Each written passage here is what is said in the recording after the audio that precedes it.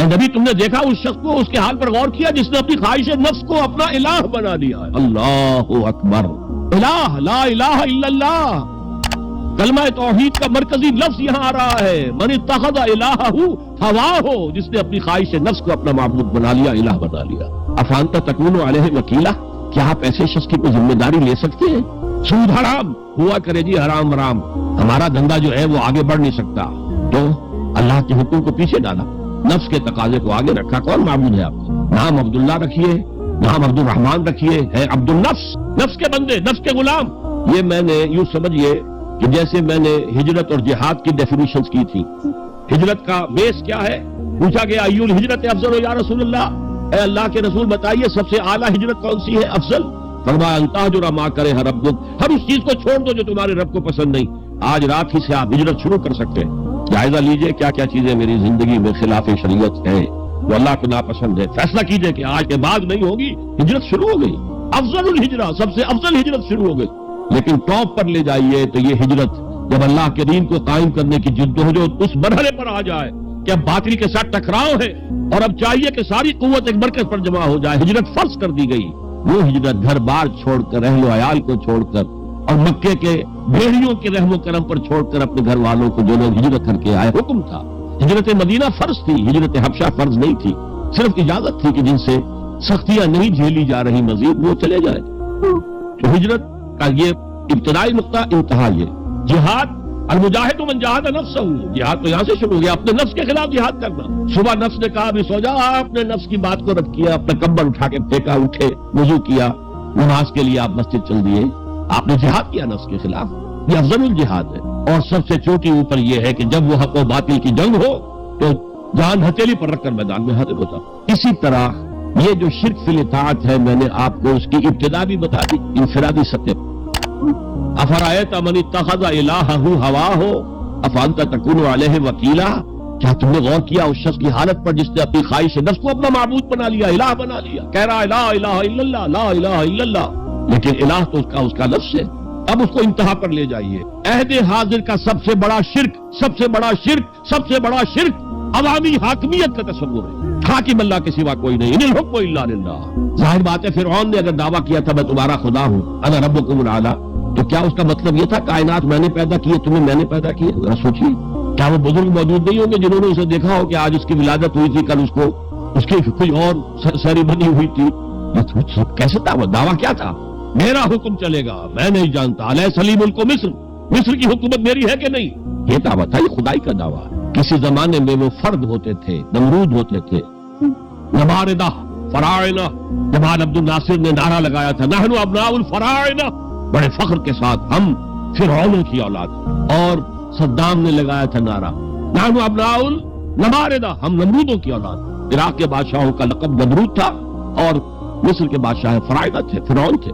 زمانے کا جب ارتقاء ہوا ہے اور اس میں فیصلہ کن کام جو ہے وہ حضور نے صلی اللہ علیہ وسلم، جب حضور کی حیات طیبہ کے بعد خلافت انفرادی سے اجتماعی ہو گئی، جب تک نبوت جاری تھی نبی ہی خلیفہ ہوتا تھا، اللہ اس کی ہاٹ لائن اللہ کے ساتھ وحی کی لگی ہوئی ہے، ادھر سے حکم آتا ہے وہ امپلیمنٹ کرتا ہے، جہاں اس کا حکم نہیں ہے وہ اپنا بیسٹ ججمنٹ استعمال کر کے فیصلہ کرتا ہے۔ یہی ہے وائس جرنسی، یہی ہے خلافت، ایسنس آف خلافت یہی ہے۔ جیسے وائس رائے دلی میں ہوتا تھا، ہمارا بادشاہ یا ملکہ تو انگلستان میں ہوتے تھے، اب جو ہز میجسٹیز گورنمنٹ یا ہر میجسٹیز گورنمنٹ سے حکم آیا، وائس رائے اس میں کوئی تغیر و تبدل نہیں کر سکتا، he has to implement it as such. جہاں کوئی حکم نہیں ہے تو وہ مقام پر بیٹھا ہے، آن دی اسپاٹ ہے، حالات کو دیکھے اور جو مملکت اور کنگڈم کی مصلحت میں سب سے بہتر نظر آئے وہ فیصلہ کر لے۔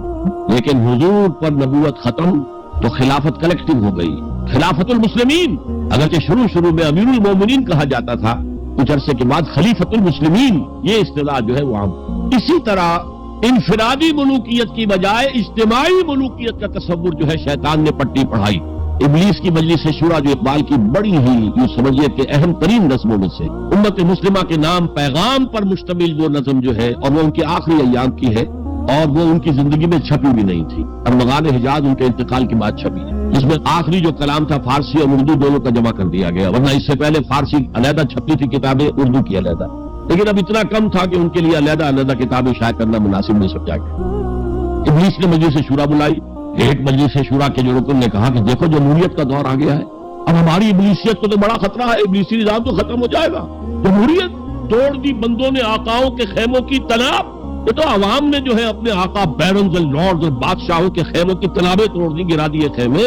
یہ تو انقلاب آ رہا ہے، میرے آقا وہ جہاں زیر و زبر ہونے کو ہے، جس جہاں کا ہے فقط تیری سیاست پر مدار۔ ابلیس کیا کہتا ہے بڑے ٹھنڈے انداز میں؟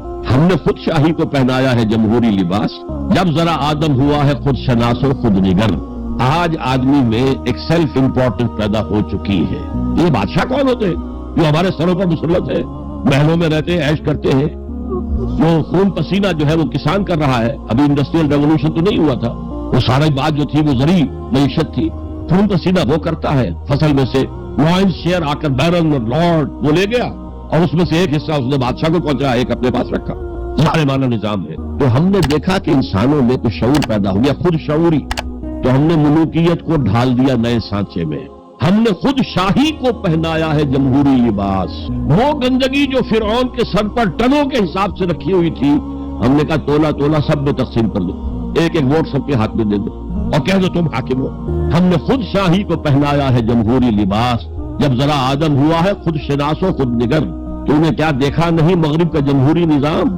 چہرہ روشن اندرون چنگیز سے تاریک تر۔ It is the dictatorship of the capitalist, جسے جمہوریت کا نام دیا جا رہا ہے، کھیل ہے، تماشا ہے۔ تو آج کی دنیا کا سب سے بڑا شرک اسے کوئی جانتا ہی نہیں، وہ شرک فی العقیدہ ان کو معلوم ہے، اور اس کے اوپر فتوے بھی وہ لگا دیں گے۔ وہ قبر کے سامنے کھڑے ہو کر کوئی دعا کر رہا ہے، کسی کو رکوع کر لیا، کسی نے سجدہ کر لیا، تو خیر ٹھیک ہے، وہ تو ایک شرک جلی ہو رہا ہے، وہ تو معلوم ہے اس کی نفی ہو رہی ہے۔ لیکن یہ وہ تھے شرک جو پہلے تھے، آج کا شرک بالکل اور ہے۔ آج کا شرک دو میں گنوا دیتا ہوں آپ کو، ایک ہے عوامی حاکمیت کا تصور، ایک ہے مادہ پرستی کا تصور۔ مادے پر سارا توکل اور اعتماد ہے، اللہ پر کہاں توکل رہا، کہاں اعتماد رہا؟ میٹیریلزم یہ ایک مذہب ہے، یہ ایک فلسفہ ہے۔ بہرحال اطاعت کے ضمن میں شرک فی الاطاعت کیا ہے؟ انفرادی سطح پر نفس پرستی، نفس کو اپنا معبود بنا لینا۔ اجتماعی سطح پر عوام کی حاکمیت، بدترین شرک۔ اب آئیے محبت، شرک فی المحبت کیا ہے؟ اگر کسی بھی شے اور کسی بھی انسان کی محبت اللہ کی محبت سے بڑھ جانا تو دور کی بات ہے، برابر بھی آ کر ہم نشین ہو گئی، بیٹھ گئی، یہ شرک ہے۔ والذین آمنوا اشد حبا للہ، جب تک اشد محبت آپ پہ اللہ کی نہیں ہوگی۔ اگر کوئی اور شے محبوب ہے تو من الناس من یتخذ من دون اللہ اندادا یحبونہم کحب اللہ، لوگوں میں سے ایسے بھی ہیں جنہوں نے اللہ کو چھوڑ کر کسی اور چیزوں کو مد مقابل بنا لیا ہے، ان سے وہ محبت کرتے ہیں جو اللہ سے کرنی چاہیے تھی۔ توحید کا تقاضا ہے لا محبوب الا اللہ، لا مطلوب الا اللہ، لا مقصود الا اللہ، مقصود و مطلوب اور محبوب حقیقی اللہ کے سوا کوئی۔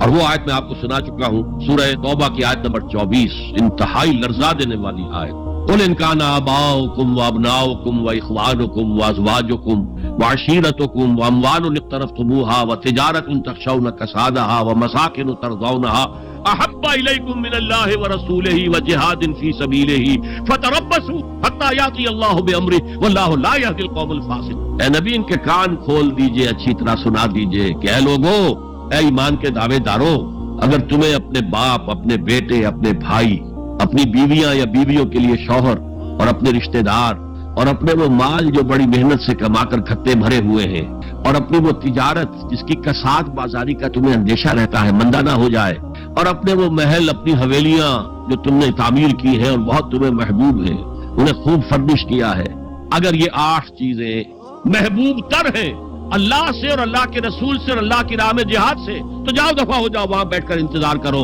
یہاں تک کہ اللہ اپنا فیصلہ سنا دے، اور اللہ ایسے فاسقوں کو کبھی ہدایت نہیں۔ 8 چیزیں اقبال نے بہت خوب کہا ہے، یہ مال و دولت دنیا، یہ رشتہ و پیوند، 5 قریب ترین رشتے آ گئے، باپ، بیٹا، بھائی، زوجین اور رشتہ دار۔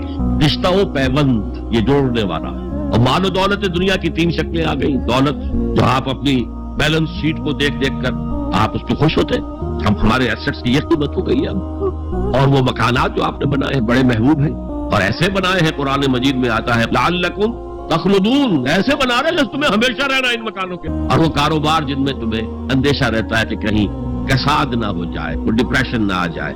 یہ 8 چیزیں، یہ مال و دولت دنیا، 3 یہ رشتہ و پیوند، بتان وہم و گما لا الہ الا اللہ، یہ سب وہم و گمان کے بت ہیں جن کی پرستش میں تم لگے ہو. ان سب کی پرستش چھوڑو تو لا الہ الا اللہ کا حق ادا ہو. اب اس اصول کو بھی اپلائی کرنا شروع کیجئے. آئیے انڈیویجول لیول پر. دولت کی محبت. اگر آپ کو دولت کی محبت آمادہ کرتی ہے کہ اللہ کے حدود کو پامال کرے, حرام ذرائع استعمال کرے, دولت آنی چاہیے, حلال سے ہو, حرام سے ہو, جائز ہو, ناجائز سے ہو, بائی ہو کر بائی کرو دولت آنی چاہیے, تو آپ کی محبوب حقیقی کون ہوئی؟ دولت. یہ دولت آپ کی معبود ہے. کون بڑے سے بڑا موحد اس شرک کا احساس رکھا ہے؟ اور حضور نے اس کو کلیئر فرمایا ہے, تعس عبد الدینار و عبد الدرہم, ہلاک ہو گیا یا ہلاک ہو جائے. یہ کلام خبریہ ہے یا یہ بددعا ہے؟ تعس عبد الدینار و عبد الدرہم, درہم و دینار کا بندہ ہلاک ہو جائے. نام عبد الرحمن ہے, حقیقت میں عبد الدینار ہے. عبد الدرہم, درہم و دینار آنے چاہیے, جائز سے یا ناجائز سے, حلال سے یا حرام سے, صحیح سے یا غلط سے, بھائی حکم بھائی کو. تو معبود کون ہوا؟ ہمارے ہندو بھائیوں نے کیا کیا؟ لکشمی دیوی دولت کی دیوی ہے, اس کی پوجا کرتے کس لیے؟ مطلوب کیا ہے؟ دولت. اس کی پوجا وہ خوش ہو جائے تو دولت ملے گی. ہم نے کہا ہٹاؤ جی اس دیوی کو بیچ میں سے, ہم براہ راست ہی پوج لیں گے. بس یہی تو فرق کیا ہے نا. عبد الدینار و عبد الدرہم, یہ انفرادی سطح پر. شرک فی المحبت, جو روح عبادت ہے, جو عبادت کی جان ہے, محبت, غایت الحب ما غایت الذل والخضوع. اب ٹاپ پر لے آئیے. آج کی دنیا اجتماعیت کے میدان میں اگرچہ اب زمانہ بدل رہا ہے, لیکن تقریباً 1 صدی سے نیشن سٹیٹس, وطن کی بنیاد پر قومیت, وطن محبوب ترین شے, جو شے میرے وطن کے لیے صحیح ہے وہ میں کروں گا, چاہے وہ غلط ہو, وہ حرام ہو, اللہ کے قانون کے خلاف ہو, لیکن میرے وطن کے لیے ہوگا. وطن زندہ باد. یہ وطن پرستی. اس وطن پرستی کے مذہب کی ایک نماز بھی ہے. ترانہ ہو رہا ہے تو کھڑے ہو جاؤ. قنوت, کھڑے ہو جانا عبادت کا حصہ ہے. اس کا جھنڈا سلامی دو. یہ وطن کے معبود کے ریچولز ہیں. مذہب وطنیت, اسی لیے اقبال نے کہا تھا, اس کو سمجھا نہیں کسی نے.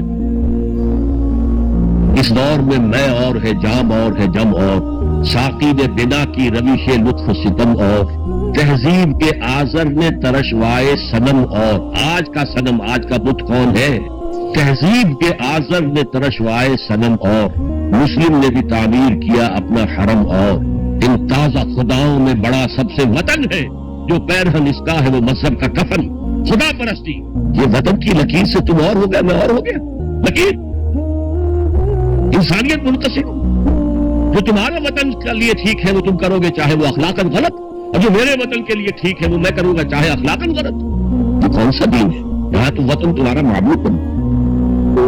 پاکستان میں بڑا شور اٹھا تھا جب میں نے کہا تھا کہ جھنڈے کو سلامی دینا شرک ہے اور ترانے کے وقت کھڑا ہو جانا شرک ہے.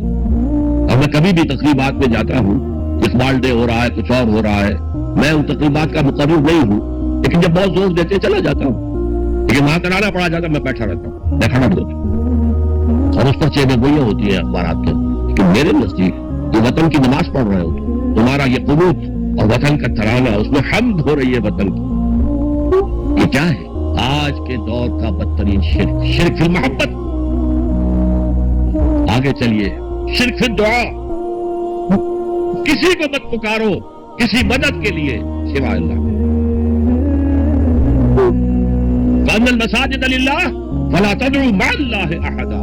اللہ کے ساتھ, ایک تو یہ کہ اللہ کو چھوڑ کر کسی کو پکارنا, ایک ہے اللہ کے ساتھ پکارنا, اللہ کو بھی پکارنا, اوروں کو بھی پکارنا. بدترین شرک ہے دعا اللہ کے لیے, ندا اللہ کے لیے. اس کا بھی ذرا میں تجزیہ کر دوں گا. دیکھیے, ایک ہے عام مادی قوانین دنیا کے جو ہے اس کے تحت کسی سے مدد چاہنا. بھائی ذرا مجھے پانی پلا دینا, یہ بھی آپ کو مدد چاہیے نا. حضور کے بارے میں تو آیا ہے کہ آپ اتنے خوددار تھے صلی اللہ علیہ وسلم کہ اگر سواری پر ہوتے تھے اور آپ کا کوڑا نیچے گر جاتا تھا تو کسی سے یہ نہیں کہتے تھے کہ یہ کوڑا مجھے اٹھا کے دے دو, بلکہ خود سواری سے اتر کر کوڑا اٹھاتے. تو یہ جو قانون مادی ہے اس کے تحت مدد مانگنا کوئی بری بات نہیں, کوئی غلط بات نہیں. ماورائی اعتبار سے, غیبی اعتبار سے کسی سے مدد مانگنا کفے باشد کوئی ہو, شرک, شرک فی الدعاء. ان المساجد للہ فلا تدعوا مع اللہ احد. ایک ہے استعارتن, استعارت کا اقبال کہتا ہے ہمالا ہے فصیل کشور ہندوستان، تو یہ خطاب بالکل ایک استعارہ سا ہے۔ اسی معنی میں مولانا حالی نے اپنی مسدس کے اختتام پر جو مناجات لکھی ہے، خاصہ خاصان رسول وقت دعا ہے، امت نے تیری آ کے عجب وقت پڑا ہے۔